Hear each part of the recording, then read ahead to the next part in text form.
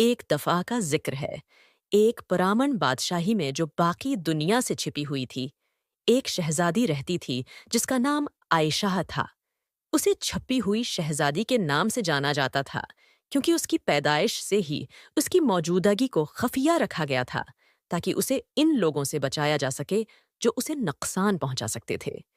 صرف چند معتمد افراد کو اس کے بارے میں معلوم تھا، جن میں اس کے محبت کرنے والے والدین بادشاہ اور ملکہ اور اس کی وفادار نگہبان ایک عقلمند بوڑھی عورت جس کا نام خدیجہ تھا شامل تھے۔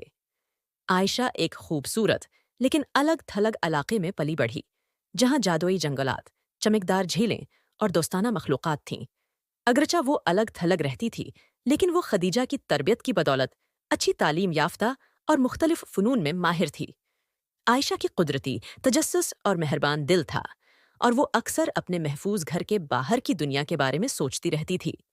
ایک دن جنگل کے کنارے پر گھومتے ہوئے عائشہ کی ملاقات ایک نوجوان سے ہوئی جس کا نام زید تھا، جو سفر کے دوران اپنا راستہ بھٹک گیا تھا۔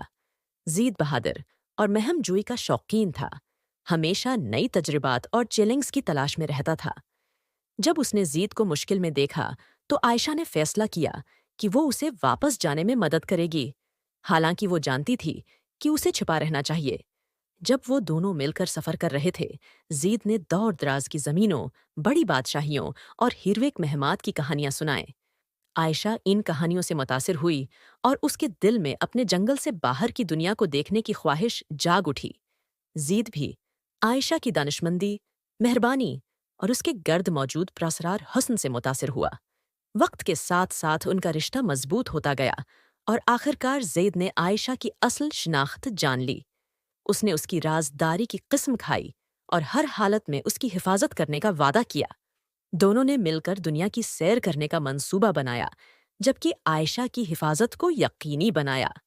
ان کی مہمات کی خبریں پھیل گئیں، لیکن کوئی نہیں جانتا تھا کہ زید کے ساتھ سفر کرنے والی پراسرار عورت کون ہے۔ وہ ضرورت مندوں کی مدد کرتے، ناانصافی کے خلاف لڑتے اور اپنی بہادری اور مہربانی سے لوگوں کو متاثر کرتے رہے۔